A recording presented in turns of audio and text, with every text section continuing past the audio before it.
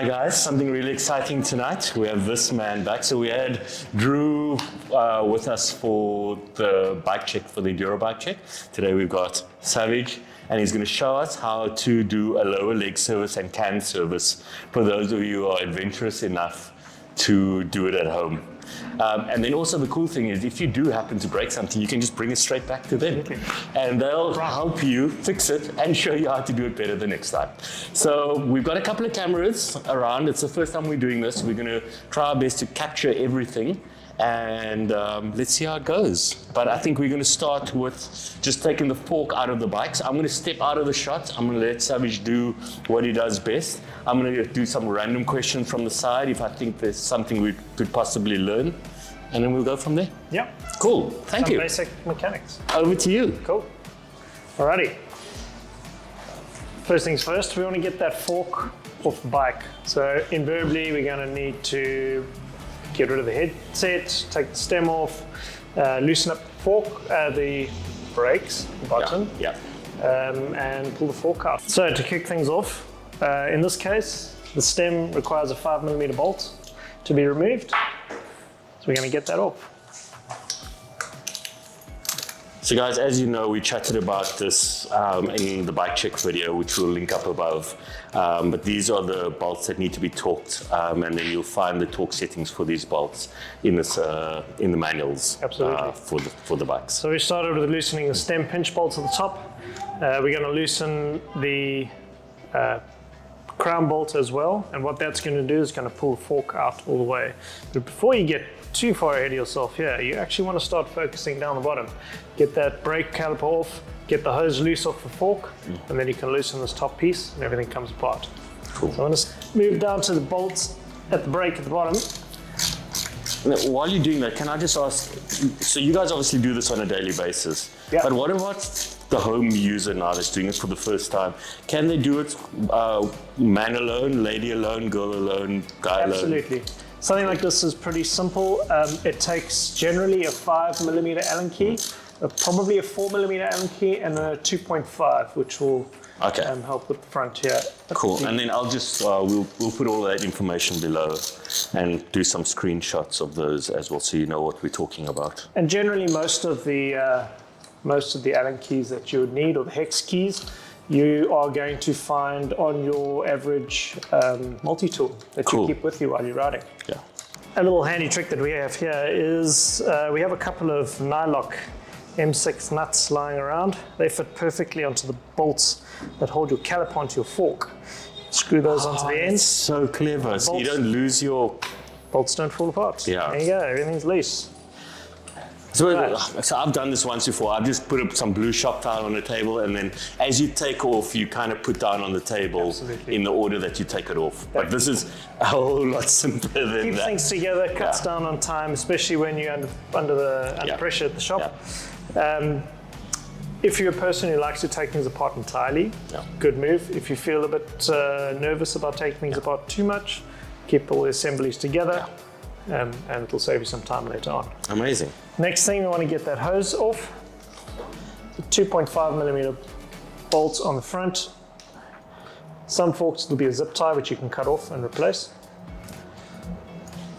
And that screw, does it fall out, or is it? Generally, yes, the screw's out. Some of the RockShox ones stay in place, but as you can see, she's tiny. Yeah. You don't want to lose that guy. Right, then back up to the top. We've loosened the pinch bolts. We want to loosen the star nut bolts at the top here.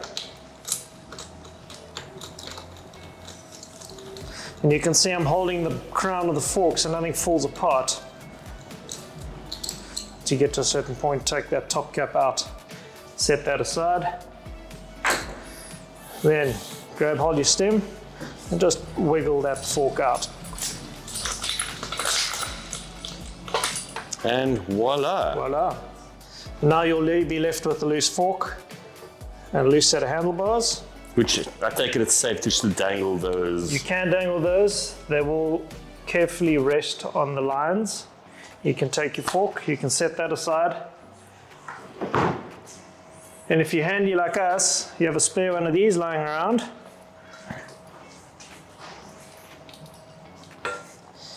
You can pop that in the bottom. Let's just pop that in. This is just a spacer we picked up, guys, so nothing. You can pop that in the bottom.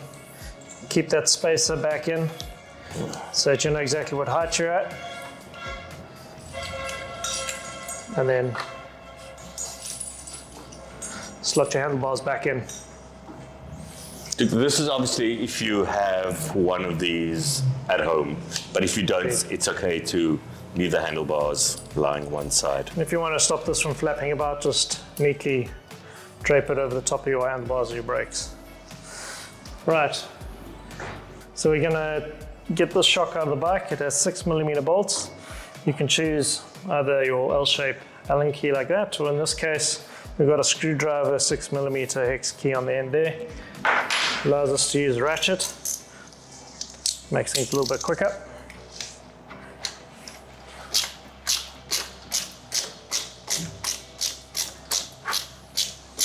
And you must remember when you're pulling out a shock, generally the back of the bike's going to want to flop about afterwards. So you just want to make sure that you catch it before something gets scratched.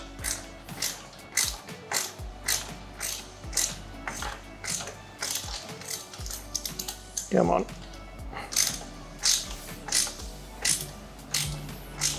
Those are generally quite tight though. They are. They've also got quite a bit of Loctite on them. Okay. Is that a good recommendation? Look, trunnion mount bolts are renowned for rotating loose. Okay. They often sit on a pivot. So as the pivot is turning through its cycle of travel, one side's getting tight, one side's getting loose. Problem is, once they come loose, is they start to strip the thread of the shock, and that becomes very expensive. Okay. Right, so last trunnion mount up the top. You can see the shock is now free. And while you're there, the linkage is against. Just have a look at the bearings. Check them out, rotate them through your fingers, make sure they're not rough, make sure that they're rotating well, make sure that there's no play, they don't wiggle side to side. And then on this case, last one is a bolt at the bottom to actually get the shock out of the frame itself.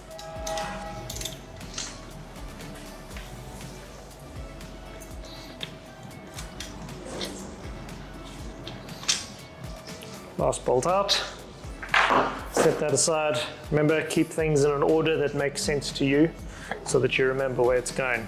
And then we just easily wiggle the shock out of the frame. And this one is particularly tight. There we go. All done. Cool, so next we're gonna get it onto the table. We are. And we're gonna set the bike aside and we're gonna move the camera position and we're gonna make sure we get a nice close-up view so you guys can see exactly what it takes to service the lowers and the cam on these on the suspension. So we'll be right back.